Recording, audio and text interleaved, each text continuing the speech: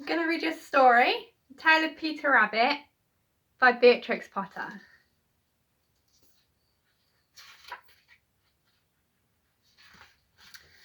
Once upon a time there were 4 little rabbits, and their names were Flopsy, Mopsy, Cottontail and Peter. They lived with their mother in a sandbank underneath the root of a very big fir tree.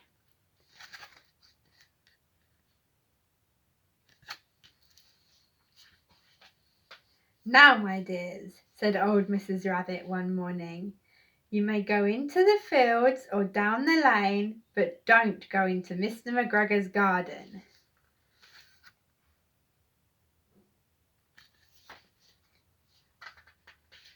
"Your father had an accident there. He was put in a pie by Mrs. McGregor."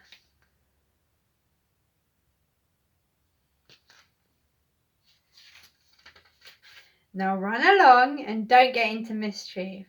I am going out."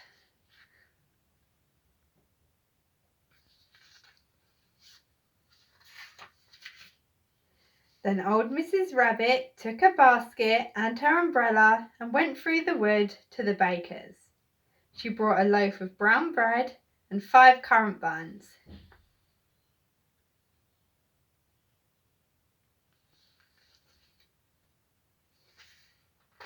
Flopsy, Mopsy and Cottontail, who were good little bunnies, went down the lane to gather blackberries.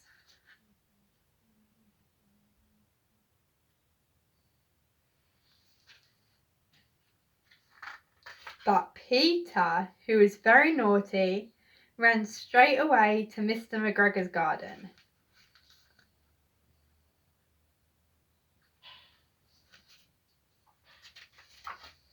And squeezed under the gate.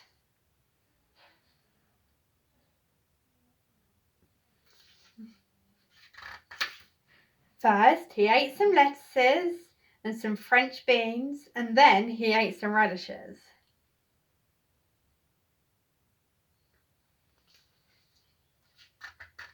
And then, feeling rather sick, he went to look for some parsley.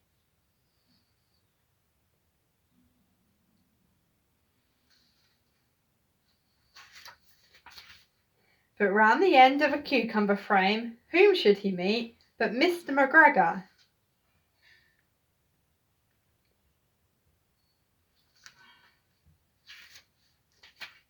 Mr. McGregor was on his hands and knees planting out young cabbages, but he jumped up and ran after Peter, waving a rake and calling out, "Stop, thief!"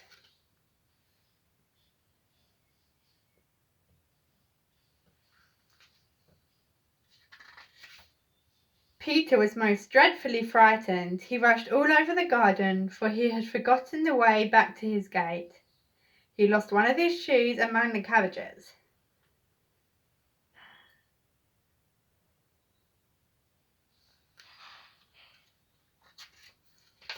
And the other shoe amongst the potatoes.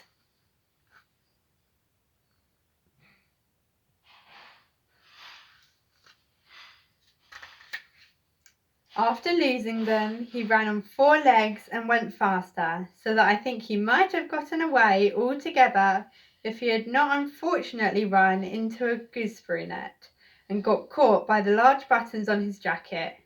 It was a blue jacket with brass buttons, quite new.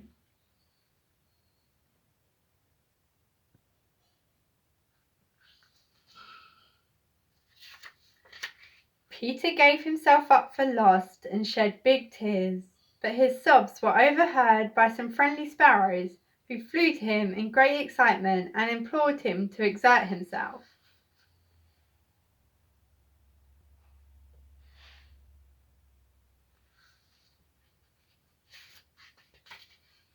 Mr. McGregor came up with a sieve, which he intended to pop upon the top of Peter, but Peter wriggled out just in time, leaving his jacket behind him.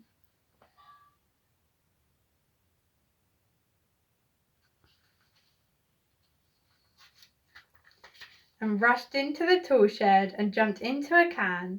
It would have been a beautiful thing to hide in if it had not had so much water in it.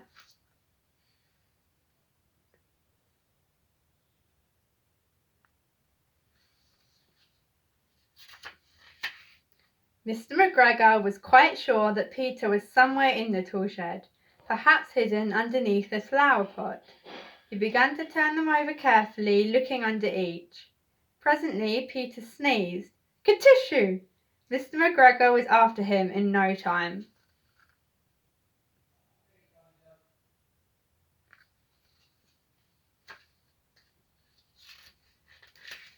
and tried to put his foot upon Peter, who jumped out of a window, upsetting 3 plants. The window was too small for Mr. McGregor, and he was tired of running after Peter. He went back to his work.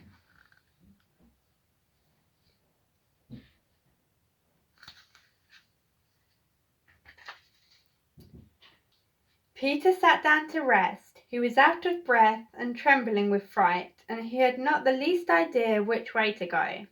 Also, he was very damp with sitting in that can.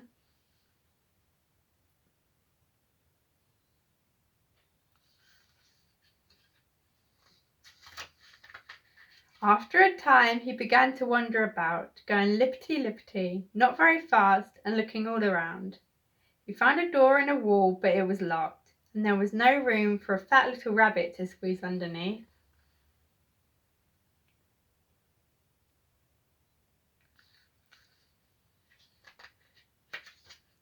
An old mouse was running in and out over the stone doorstep, carrying peas and beans to her family in the wood. Peter asked her the way to the gate, but she had such a large pea in her mouth that she could not answer. She only shook her head at him. Peter began to cry.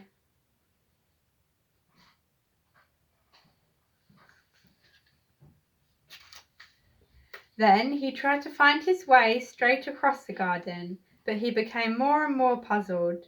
Presently he came to a pond where Mr. McGregor filled his water cans. A white cat was staring at some goldfish. She sat very, very still, but now and then the tip of her tail twitched as if it were alive. Peter thought it best to go away without speaking to her.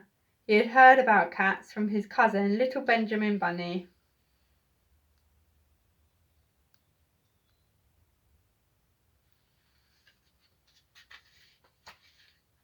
He went back towards the tool shed, but suddenly, quite close to him, he heard the noise of a hoe. Scritch, scritch, scritch, scratch, scratch, scritch. Peter scuttered underneath the bushes.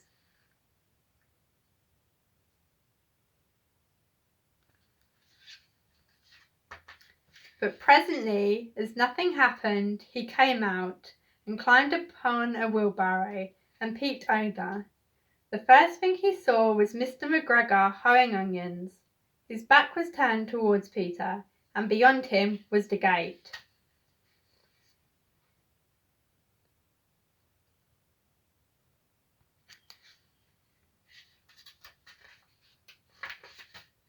Peter got down very quietly off the wheelbarrow and started running as fast as he could go, along a straight walk behind some blackcurrant bushes. Mr. McGregor caught sight of him at the corner, but Peter did not care. He slipped underneath the gate and was safe at last in the wood outside the garden.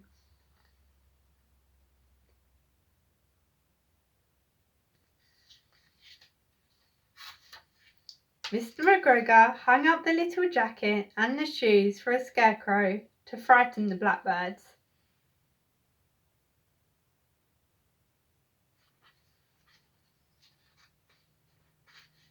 Peter never stopped running or looked behind him till he got home to the big fir tree.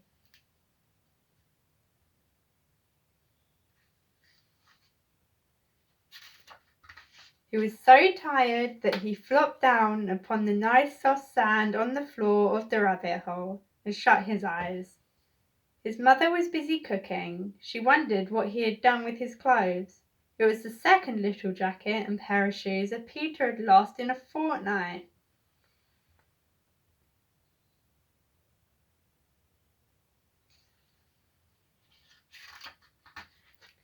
I am sorry to say that Peter was not very well during the evening.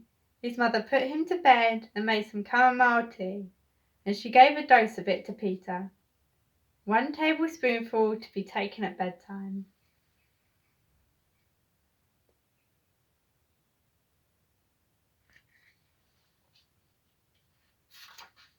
But Flopsy, Mopsy and Cottontail had bread and milk and blackberries for supper.